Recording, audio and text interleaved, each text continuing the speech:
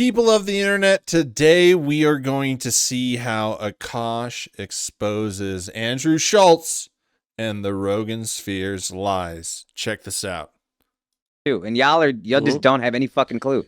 What's the deal with this uproar about comics going to Saudi Arabia and everyone getting pissed off? It was, I think comics are getting a lot of backlash because and Flagrant is a part of this, and Andrew talked about this. We put ourselves in the political dialogue without thinking it through, honestly, where it's just like, dude, if a presidential candidate wants to come and talk to you, let's do it, and let's try to get both of them, and that'd be awesome. And I do think we can ask good, thoughtful questions. I think our podcast in particular, the people aren't, you might think I'm dumb, maybe I'm dumb, but I think I can ask a good question. So we did that. And then when Trump won and things don't seem to be going well in America, I didn't vote for him, but like, it still became, you platformed him, you got him elected, and a lot of comedians did that. And a lot of comedians made a lot of money during this kind of meteoric rise of stand-up. Mm-hmm. And so I think there's making money, you're in politics now, where you probably don't belong, and there's a lot of backlash, or there was a lot of resentment forming, and then this became the thing we could hop onto, where we felt like now we have moral justification to let all that resentment out. And I talked it through with Andrew. I was, you know what? There's a couple things. Did he think nobody over here would see this because it looks like he's on a podcast for Indian comedians over in India? I just wonder if he thought nobody would see this.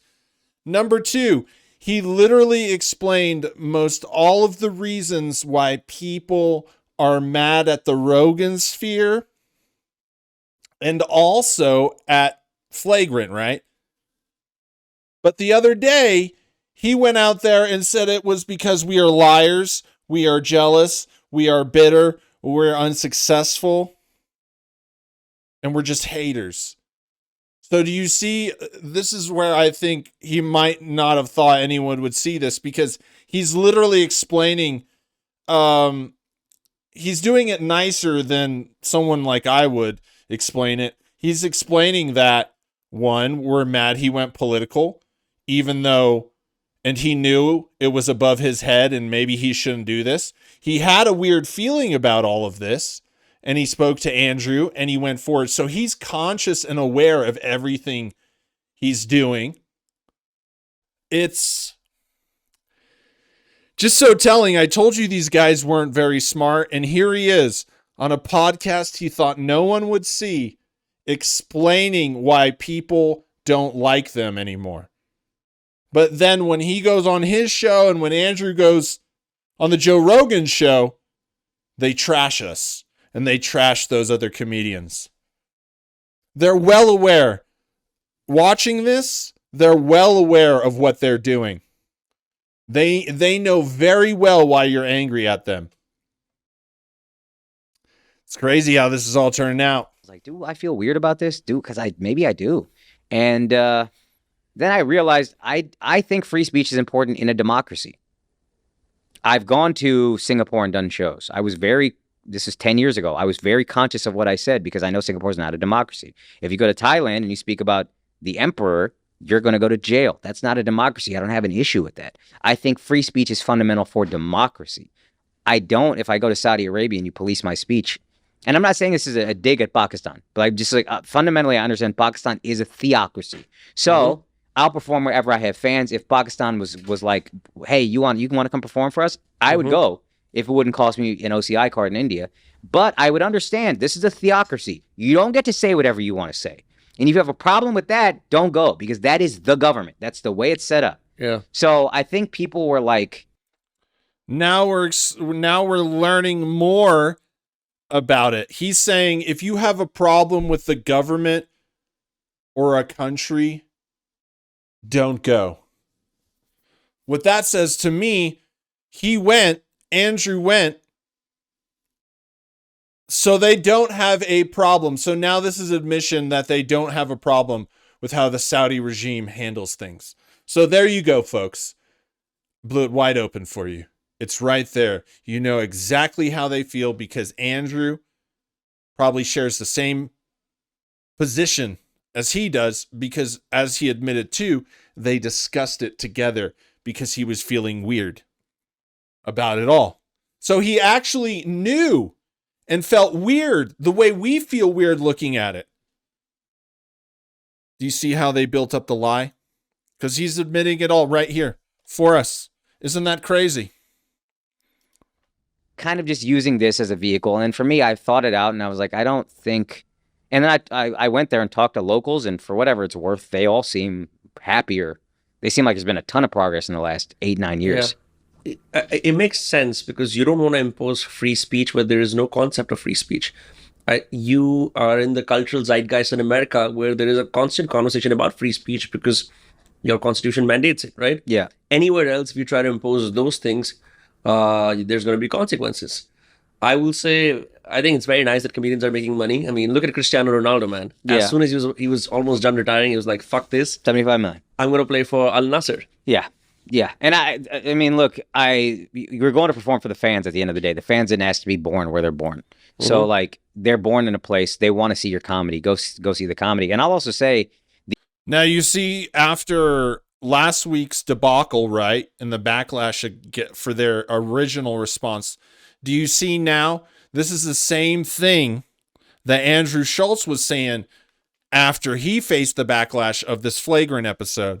So you could see that they've lined up their stories, which to me tells you they are talking, they feel the same way, and they're coordinating their efforts because they're both promoting this new theory. We're doing it for the fans. Isn't that great? You see all of this unraveling? the only rules to me, there was apparently a list of stuff you couldn't say. I swear to God, I didn't read it. I didn't. The only rules to me in any Muslim. Also, they're admitting they're really fucking stupid. If you don't read a contract from the Saudi Arabian government and just sign it, how stupid are you? How fucking stupid are you? And you know what? I'm not even going to entertain this one. This is a flat out fucking lie. We saw the contract. Get the fuck out of here. You don't read. Saudi Arabia hands you something and you're just like, let me sign that real quick, baby. No fucking way. This is just a flat out lie. I don't even have to investigate it. He is just straight up bullshitting. Country. Do not talk about Islam. You can talk about Muslims. I tease Muslims about how they wash their feet when they pray in the sink. And I was like, why are y'all doing it in the sink? There's a tub. You guys have tubs, which is, again, it's not a joke about Islam. It's a joke about the way Muslims do. And I understood that distinction. Don't talk about Islam and don't talk about the government. And those are the rules. That's the only things I'm not doing. Everything else, I'd made a 9/11 joke. Yes, because you're an American in Saudi Arabia making a 9/11 joke, and they probably think it's really fucking hilarious because they were involved, and they think you're a complete fucking idiot for doing that. You just think about it. You're an American making a 9/11 joke in Saudi Arabia. Do we see this? Do we understand?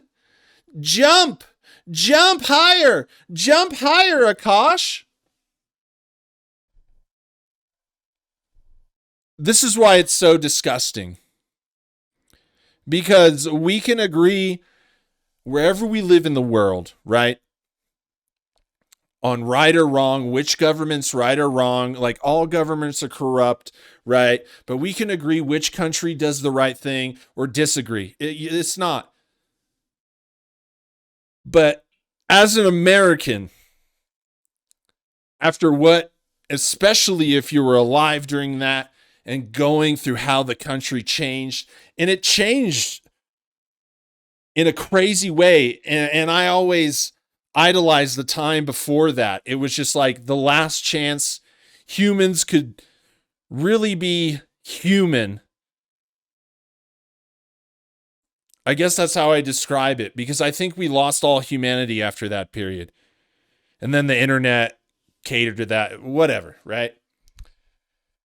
But how can you do that? It's just like a mockery. They're in the audience laughing because they're mocking you for being such an idiot. You and Andrew Schulz think you're so smart, but you're standing on that stage and they're telling you how to jump, and all you keep saying is how high, and they're mocking you. As an American, can you not understand what you did? So can't even say it.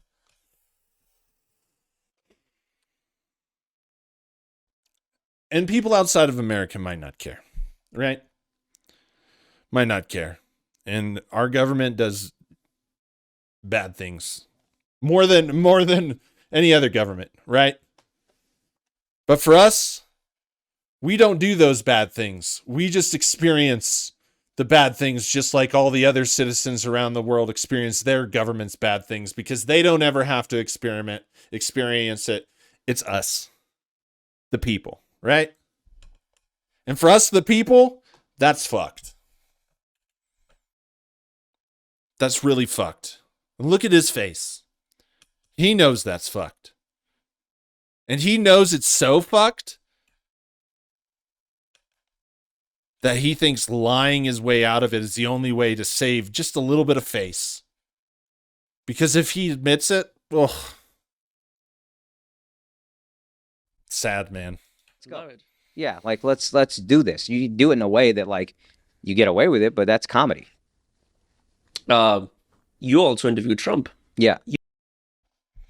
That's where we're going to end. If you would like to watch more Dustcast, however you say that. Dustcast. I don't know how you say it. I want to say it like a game show host. Anyways, just went on a little bit of a rant there. It's just so sad, man. These guys just get used and they do it so willingly. And hey, at the end of the day, maybe at the end of it, it'd be like, y'all got rich. You just had to embarrass yourself constantly. But y'all were rich and had anything you ever wanted. You had fame. You had fortune. Maybe they're right. But right here on Earth right now, we have this thing called pride. We have this thing called respect. And sometimes turning down some money or turning down opportunities or events to save yourself a little bit of pride and respect is a respectable thing to do. Let me know in the comments. Peace. Cummings built her career on being the voice of women in comedy, on calling out powerful men, on standing up for what's right, and then she took money from one of the most oppressive governments on earth and called her fans racist for caring. She could have owned it, could have said, yeah, I took the money. I made a choice. People might not have agreed, but at least it would have been honest. Instead, she lied about growing up poor, deflected blame onto Live Nation, called her audience ignorant, folks, and contradicted herself across multiple podcasts. She didn't just lose fans, she lost credibility. And in comedy, credibility is everything. Drop a comment and let me know what you think. Did Whitney cross a line? That's Joe Rogan. Or are people overreacting? And is there any way back from this? Thanks for watching. No, let her burn. Dig through the ditches. All right, anyways. What do y'all think about this Whitney Cummings? I think she's a con woman. They all are. They all did this. They got their talking points from Riyadh themselves.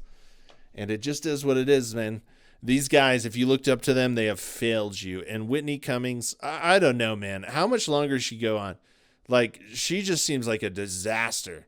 Just an absolutely disaster. But maybe you think differently. And that line, meows, we like to foster a good comment section. A comment section that is open to your ideas, your opinions, and most of all, your thoughts and your feelings. So come on, share. But if you piss me off, I'm going to, you know what I mean? Anyway, let me know what you think in the comments. Peace.